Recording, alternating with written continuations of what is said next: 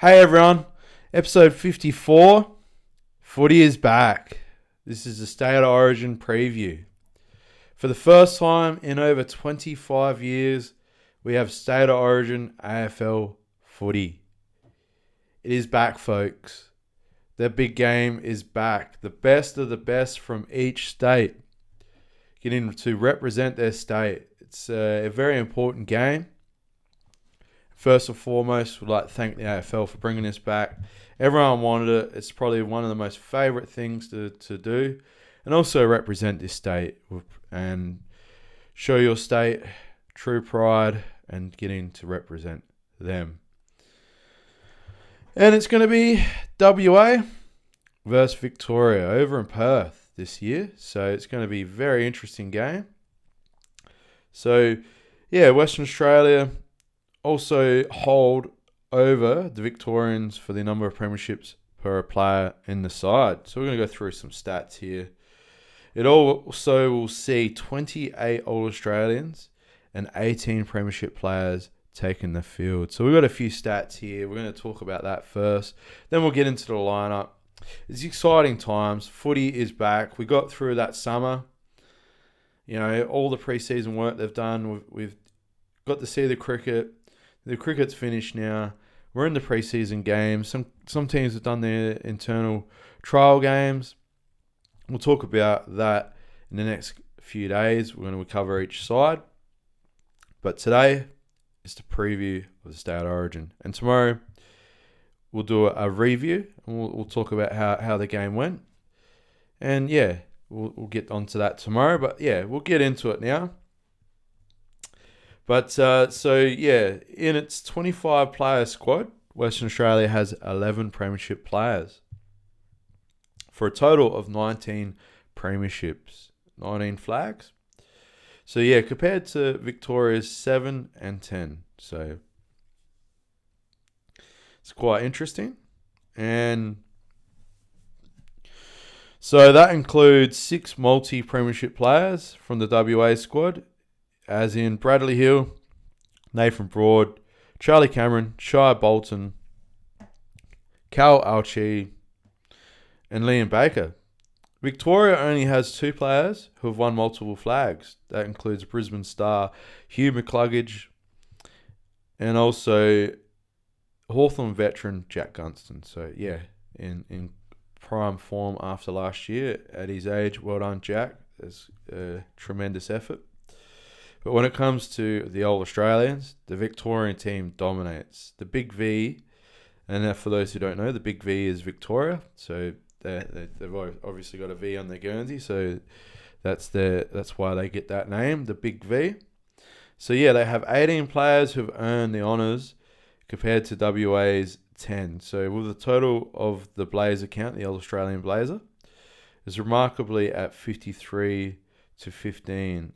A gap which is even wider before Jeremy Cameron was replaced in the Victoria squad by Ben King. So Patrick Dangerfield and Max Gawn have 16 All-Australian Blazers between them.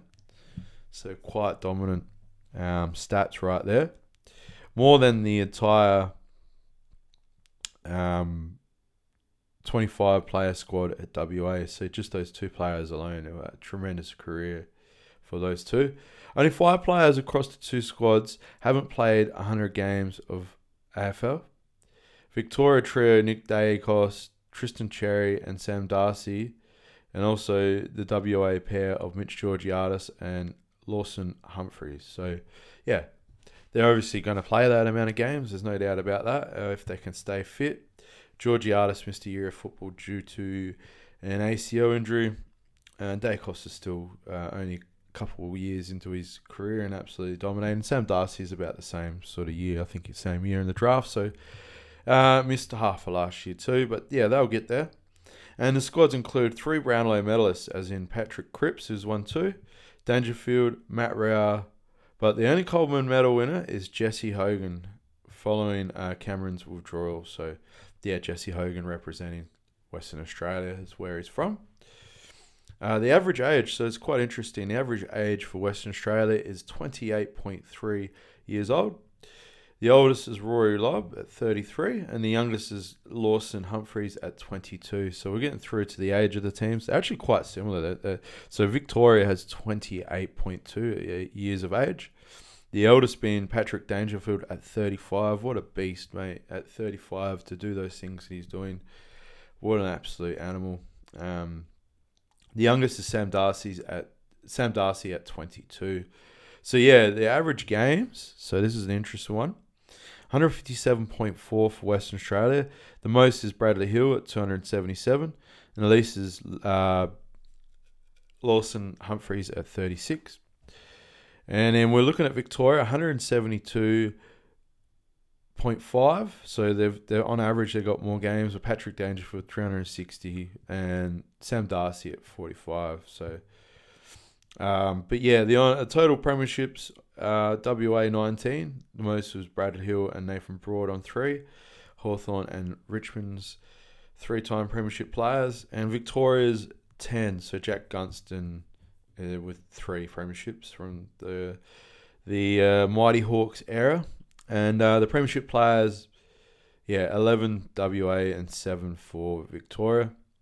Total All-Australians, 15 for WA. Patrick Cripps of 4, as I mentioned. With Victoria, 53 altogether. So Patrick Dangerfield and Max Gorn with 8 each. But total Brownlow medals, as we've already mentioned that. 2 apiece. Brownlow medalists, as in players that have won a Brownlow, 1 for WA and 2 for Vic. So it's quite interesting, not as many players as you think. So we're going to talk about the Brownlow votes. So how many Brownlow votes each team has got. So WA is 760 votes. Patrick Cripps with 205. Chasing down Patrick Dangerfield's 259. But yeah, Victoria has 1,718 votes. So almost 1,000 more Brownlow votes. Absolutely crazy amount of stats here. Shows you how talented and best on ground a lot of the Victorian team, the players have had. Best and fairest winners. So that's the best and fairest of a club. You win that award when you're the best player of the club. So, 7 at WA and Victoria has 18. So, and Rising Star winners, WA has 3, Luke Jackson, Jesse Hogan and Jager O'Meara. Victoria sitting at 2 with Dick Dacos and Caleb Strong. The one stat that WA does get a win here is goal kicking. So WA has their players has a total of 3,024 goals, with Charlie Cameron kicking 436 of them. Victoria has 2,864 with Jack Gunston 554. So yeah, they've got them there. Total Collins, WA has got Victoria there with 1, Victoria 0. Unfortunately, Jeremy Cameron pulling out due to injury. But yeah, WA has 1. Jesse Hogan, as I mentioned. Players with 50 plus goals per season. WA has 5. Charlie Cameron with 4 of those. Victoria with 3, with Gunston having 5. But yeah, that makes sense. So top 10 picks. So Victoria has 12. WA has 4. There's probably no surprise there. A lot of players go in there. That's just a little bit of fun facts, bit of stats going into the game. And yeah, I just wanted to add them in because I thought that was important. You get to see how dominant the actual Victorian side is within the competition. It gives you a bit of a background too. But we'll talk about the squad. So we're going to talk about Victoria's squad first. We're going to start at the defensive line. So we're going to start at the fullback line. We got Blake Hardwick, Jacob Wadering, and Josh Battle. So yeah, Jacob Wadering sitting at fullback. And then the 2 back pockets, as in Josh Battle and Blake Hardwick. Depending on the lineup, that's probably how they'll start. Now we're off to the half-back line, folks. We got Jack Sinclair, Tom Stewart, and Max Holmes. Absolute pocket rockets off the half-back, as in Sinclair and Holmes. And Tom Stewart, just arguably one of the best centre half backs in the league. What a team! What a defensive lineup that is. It's a very, very, very solid defensive lineup. On the wing, we got Hugh McCluggage, along with Nick Dacos in the centre. We're in the centre lineup at the moment. Then you got Bailey Smith off the other wing. So yeah, Nick Dacos in the centre, Bailey Smith, and Hugh McCluggage on the wings. And this is how stacked this team is. You listen to this half-forward line. We're going to talk about the half-forward line now. And that is Ed Richards, Jeremy Cameron, and Zach Butters. So Zach Butters is obviously going to run through the midfield at one stage. They get to rest that man up forward. He is good. He did start his career around the half-forward going into the midfield at Port Adelaide. So he gets to go there, and he'll be snagging goals off the boundary. Watch this man. We're going to talk about the full forward line now. Listen to this lineup too. Toby Green at the forward pocket. Absolute beast there at GWS. Sam Darcy, the 7 foot tall, full forward that is absolutely just going to clunk it. And guess who's right next to him? Patrick Dangerfield, folks, at the other pocket. That is their full on-ground lineup that we're just going to add in the followers, which is the ruckman that are in the midfield along with Dacos and the 2 wingmen. So, yeah, Max Gawn as the ruck. Marcus Bontempelli as one of the centres. Absolute genius of a player. Well-deserved blazer for that man. He is an absolute gun. And, yeah, Matt Rao as the rover as well. So, he's in the midfield. So, that's your on-ground positions. That's the 18 on the field, folks. Absolute stacked. Like, what can you say? Max Gawn as a ruckman, Bontempelli, Matt Rao. You got Dacos in the guts. You got Zach Butters on the half forward. You have him next to, Jeremy Cameron's out of the lineup. I'm not sure who they brought in, but this is just, they're obviously going to play Jack Gunston, could play centre half forward.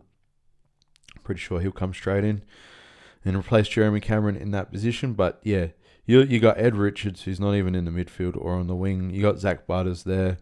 Patrick Dangerfield. You could even stick Dangerfield at centre half forward if you really wanted to. But I think that's pretty good though. I think, Gunston will come in. But yeah, we're going to talk about the interchange of players on the bench that they can rotate.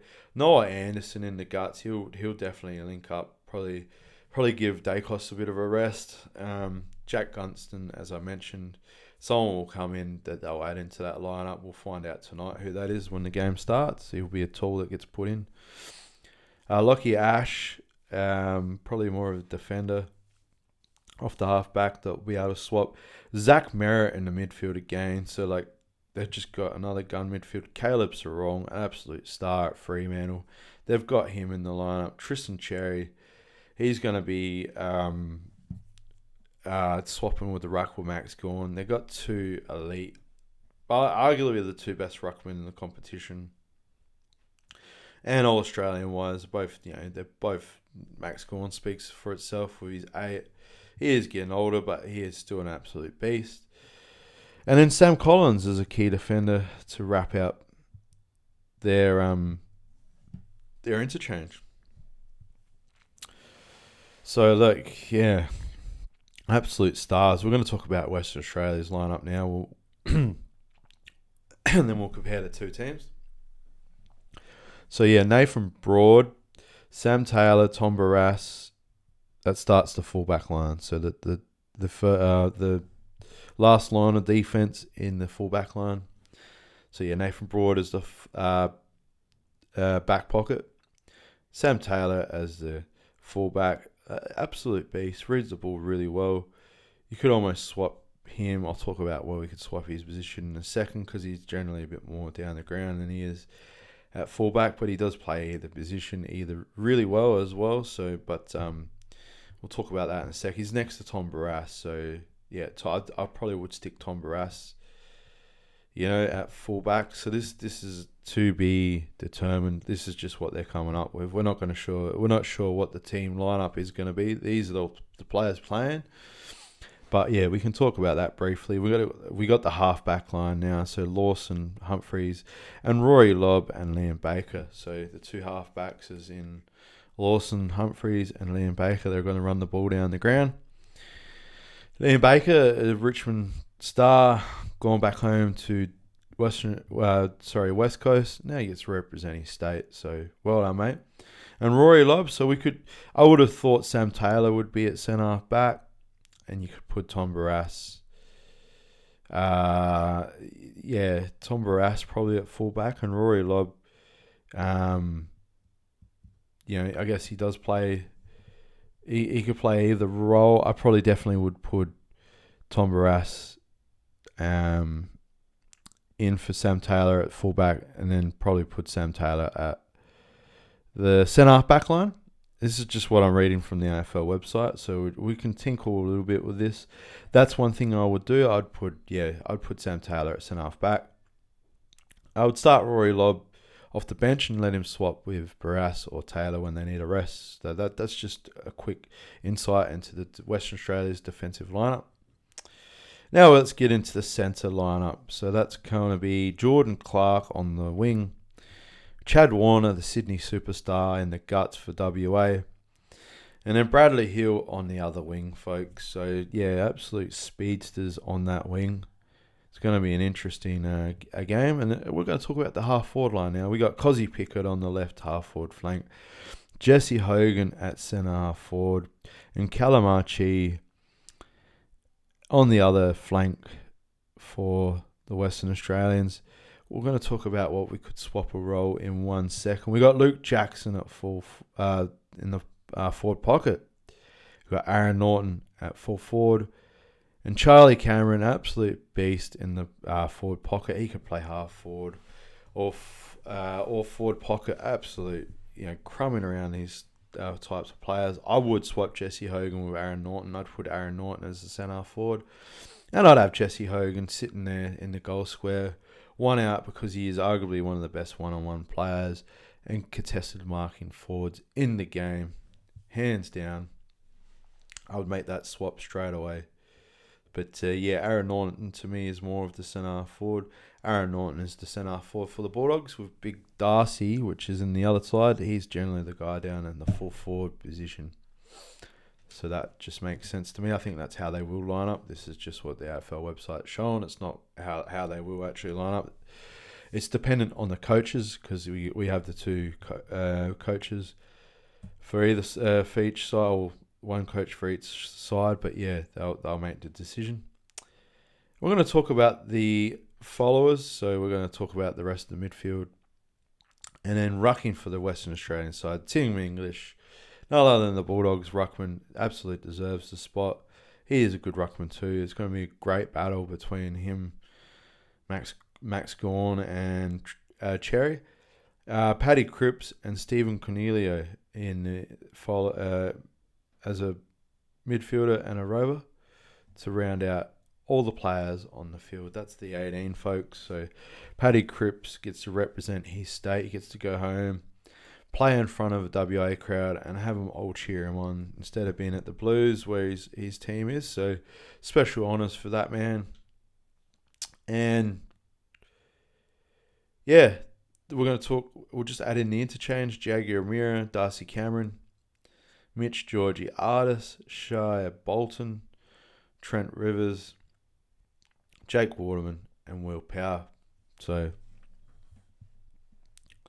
yeah, you could easily even have Luke Jackson's full forward. So I'd say Luke Jackson's probably going to swap in the ruck with Tim English at some stage of the game. So Luke Jackson will be the second ruckman. But yeah, there's a lot of talent there. A lot of talent. So the one position I feel like WA's midfield's going to be an interesting one. Chad Warner alongside Patrick Cripps and Stephen Cornelio. I mean, Cornelio doesn't have as big name as some of the Victoria midfielders like, your Dacos and etc. I mean, you look at the midfielders, they've got Zach Merritt on the bench for Victoria. Yeah, it is going to be very hard not to tip Victoria in this on paper. But let's think about this, folks. There's a lot of big names in that team. A lot of big names. Are they going to combine together? Are they going to be able to get the job done, folks? That's the question we're going to ask. Can they all work together as a team? Or is the Western Australian team going to gel together? That's the biggest question I have of this game. And I think you'll find out early. Look, the ball's going to be moving quick. They're going to have some elite skills on that ground. You look at those lineups. I mean, the defensive lineup for Victoria is very strong. Like the one bit you could, one-on-one is Jacob Wiedering going to take out Jesse Hogan, full forward. That you've got Josh Battle, who can lock down. Josh Battle could probably play on Aaron Norton or Tom Stewart. Tom Stewart likes to peel away a bit. Well, they swap Battle with Tom Stewart or have Stewart swap onto the flank and put Jack Singler. Like you got a few different lineup battles here. And they'll probably switch on each other real quick depending on what's happening over the ground. The midfield, to me, obviously Victoria have the stronger midfield, like I mentioned, with Cornelio. But is Cornelio going to step up? Is he going to play a team role more than the big names in the Victorian midfield? That's the one for me. On the wings, it's an interesting one.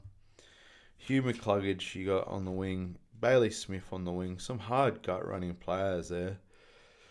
And then you look at Jordan Clark and Bradley Hill. So, quite a different sort of setup. Bailey Smith and Bradley Hill going at it on the wing is going to be an interesting battle. Jordan Clark. Yeah, look, quite interesting. And then the benches are there's a lot more star power on the Victorian benches, so they're going to come in fresh. They got, Caleb Strong, Zach Merritt, Noah Anderson. They're going to be running through the midfield. Where Western Australia have Jagier Amira, Shire Bolton, and you could run Mitch. Georgia Artis has been running through the midfield in pre-season, but I wouldn't stick him there. He'd be a resting forward for my liking. But Shire Bolton's pretty good. Jagier Amira has had an interesting career, a lot of injuries and unfortunately, but a lot of promise to start. But is this going to be the game he steps up? Is this going to be one he's going to have to really step it up off that bench, running through the midfield? He's going to have to play on the likes of Zach Merritt or Noah Anderson. Darcy Cameron, I mean, he'll be swapping with Tim English in the ruck, obviously Luke Jackson. So they got the three tools that are really, really, arguably the ruck contest is going to be an interesting one. Obviously Cherry and Gawn are superstars, but Tim English is a good ruckman within his own right and still a superstar. Darcy Cameron's a very underrated ruckman. I think he does a really good job at Collingwood for a team that he has earned his ruck spot, and he took the ruck spot over Brodie Grundy. So he's a man that has just lived throughout his career. He's just kept chipping away. And I think, could this be his game? He gets into and dominates as a second ruck, or a first ruck. Tim English, you could probably rest up forward if you really needed to, but I just see them two swapping. While Luke Jackson's just your hybrid player, you could chuck that bloke anyway if you really needed to. Besides, not so much of a defensive end, but your Jake Waterman, he's going to play up forward. Will Powell, he'll be a defensive player. Swapping. Be a rotation player for the defensive lineup.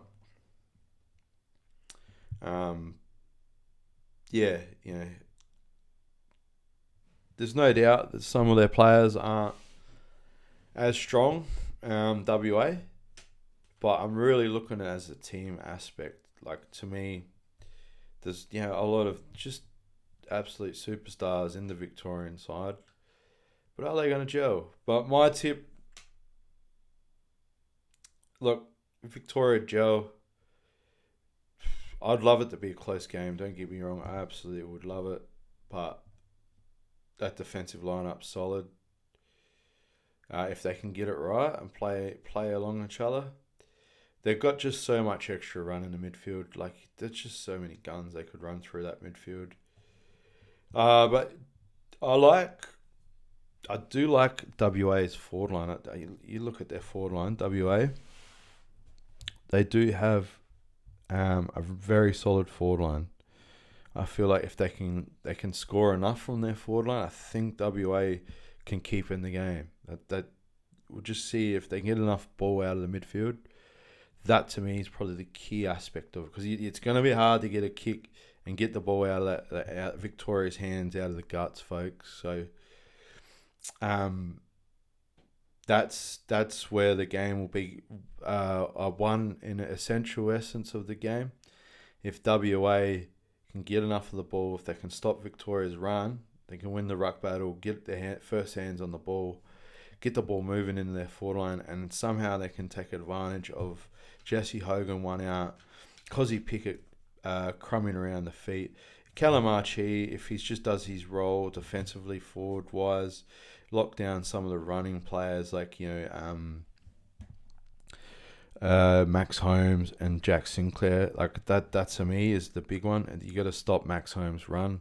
Jack Sinclair's just as damaging, absolute damaging player for the Victorians at St Kilda, obviously. So yeah, now he gets to play in an absolute star-studded side. His game may even propel him to a more running-based game. That to me is like, yeah, the thing, but also they're going to be held accountable by Charlie Cameron in the forward pocket, Aaron Norton. So they got Aaron Norton and Jesse Hogan, arguably some of the best sets of hands. But then you look in Victoria's forward line. You got Sam Darcy, who's apparently just trained the house down, kicked 8 goals in an eternal sort of match sim. You got Dangerfield. You got Zach Butters, who can play half forward. He's got a natural ability to do that. And Ed Richards, so he's normally a midfielder but can do the same thing. And Toby Green, like I look at Victoria's defense, is Toby Green's going to catch out Lawson Humphreys? I think Nathan Broad could play on him one-on-one, but I see Barras being the fullback, so Barras will be playing he'll be playing on Darcy. I think that'll be the matchup for that. I think you're going to need a guy that's strong as well on him. Sam Taylor will take whoever's at centre forward. It was Jeremy Cameron, but they're going to change that lineup. Jack Gunston obviously will come in probably at centre forward. I do like that matchup on. I think Sam Taylor will probably put it over Gunston a bit, but Gunston's a player that you just can't. Like I say that now, but he's a player that always surprises you. He peels off and leads at the right spots. That might impact Sam Taylor's game, but Sam Taylor's a good centre back. He reads the ball really well and goes back at the fly. So I feel like unless Gunston gets out of the back really good, it's going to be a good. I think Sam Taylor may have him there, depending on I'm not sure who they bring in to replace Jeremy Cameron. That's to be seen. It's not. I don't have that information at the moment. We'll find that out. We'll find that out tonight. Patrick Dangerfield's the dangerous one for me. I feel like him in a pocket, one out, he's going to be like an extra full forward. You're going to be able to kick it to him. Like I said, they got a couple superstar forwards. They got Toby Green and Dangerfield. There's no way one-on-one, like Liam Baker can't one-on-one Dangerfield. Nathan Broad, yeah, but I still he'll get manhandled by Dangerfield. Lawson Humphreys, the exact same. Like, are they going to put like a Tom. Like it's so hard. Like you can't really put. I'd put Taylor at centre forward because you see this is the problem with the Victorian forward line too. They got just stars everywhere. So do you put Rory Lobb on him? Just come and just punch, give him the old lobster punch. I don't know. I don't know, folks. I've explained it pretty good. They're the positions I think you could catch him out. The midfield, obviously you're gonna have Bontempelli, Matt Rao. Bontempelli, Matt Rao, Dacos, and they're the midfield. Obviously Max Gawn and ruck, but then you look at Chad Warner, Paddy Cripps, and Stephen Cornelia, along with Tim English and the ruck. You look at that midfield and you just go, wow. So they're gonna have to really nullify. As I mentioned just before, they're going to have to nullify that, and it's going to be hard for them. So, and the fresh players running off that Victorian bench, they're just the same thing that the players off the bench of the WA side are going to just have to nullify that run. If they can, they may be able to sneak a bit of score up forward. That's the State of Origin preview, folks. Seriously, I think I covered every sort of position there. I covered also the interchange. Football's back. It's exciting. Let's see how it turns out tomorrow. Let's see if we get any predictions right. And just enjoy having football back. It is this great time of year here in Australia. You know, we're the last month of summer, and going into February, we're going into autumn, and it's just like it's a buzz. You know, you got football back. It's on Channel 7, folks. It's also on KO. Check it out. It's the State of Origin is back. They did the All-Stars versus the Vic team, I don't know, just 2020 before, everything, that year. But it's not, that wasn't the same. The All-Stars isn't the same as the state. It's so much better having the state, having WA represent their state. Hopefully it's here to stay. I love it. The Vics get to represent their side. Who am I going to go for? Well, it's a bit hard not to go for WA. I'm in South Australia. I obviously would love South Australia to be playing in this team, but WA have had a long time without doing it, and they deserve it. So we'll be the next year. I think South Australia will probably play Victoria next year. I'd like it at the MCG. Go put it in the MCG. Have 100,000 there. Get this game up and about. That's what I think. But it's over in Perth this week or today, so enjoy it. Hope there's a great standard of football out there. Hope everyone has a great time, watches the game, get excited. We're going to talk about the preseason chats next. I did make a mistake. It was Fremantle. I had to add into it. The Essendon, Fremantle, Geelong, GWS. So they'll be the next team in the pre-season chats. We'll talk about that. Some teams have had internal trials. We'll talk about the form of their players that are playing in the State of Origin. It's all on the show. It's all on the road, folks. Exciting time. So, yeah, like and subscribe. I hope you enjoyed today's podcast. We'll be back tomorrow. Thank you, everyone. Cheers.